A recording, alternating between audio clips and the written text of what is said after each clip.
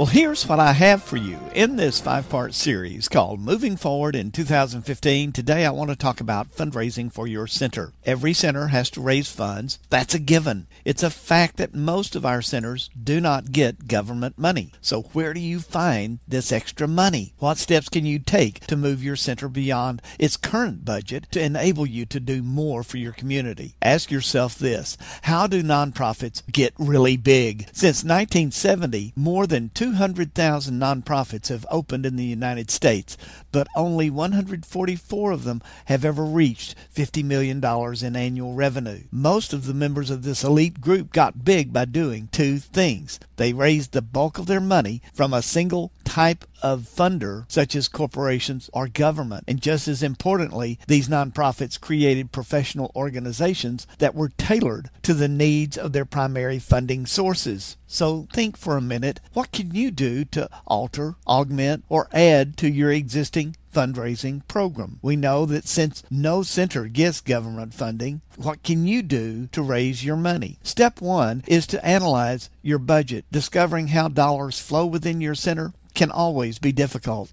Center capital markets are often irrational. Some donors strictly limit the number of years that they can provide support, and they often meet increased efficiencies when decreased funding arises. Many of the most successful nonprofit leaders have their hands full simply keeping existing funders engaged, let alone planning for major growth. So do you know where your money comes from? Do you know the giving levels of your different sectors of donors? A great tool to use for managing your nonprofit is Salesforce for Nonprofits. Using Salesforce for Nonprofits is easy, logical, and foolproof, and it's free. It is well supported, and several merchants' accounts can push transactions directly into Salesforce for Nonprofits. Frankly, using Salesforce for Nonprofits could streamline your budgeting and analytics, giving you far more time to contact your donors and even plan new events. Now, once you have analyzed your budget and understand where your money comes from, where it goes, you can now begin to see the bigger picture of where you want to go from here. Step 2 is to diversify. Every nonprofit that succeeds with budgets above the budget you think is the maximum you can muster got there by diversifying their income streams. So how can you add additional funding sources or new streams of funds to your existing fundraising? Most centers use annual banquets as your big fundraiser. Diversify by finding corporate sponsors of your next event.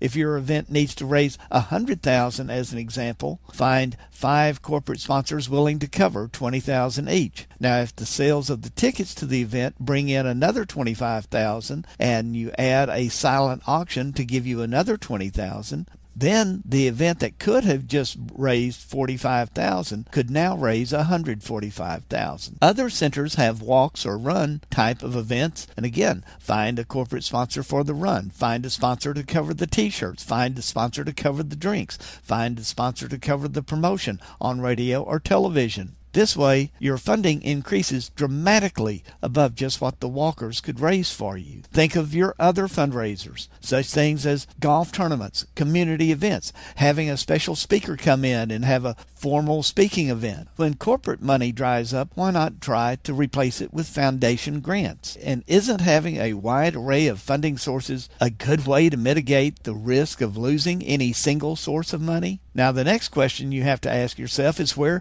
do I find these kinds of people? Of course, you can join the Rotary Club to rub shoulders with business leaders, business owners, join the Chamber of Commerce to get to know business owners in the community, attend meetup groups of people interested in philanthropy and social services, use the radio media, even television media, to promote sponsorship. Target your local Christian talk or music station, and they often have guest interviews. Get yourself booked to talk about your upcoming event and use that venue to invite business owners to get involved. Now, you can learn more about fundraising ideas over at monday-minute.com. Here we have rich video resources from a number of fundraising focused resources.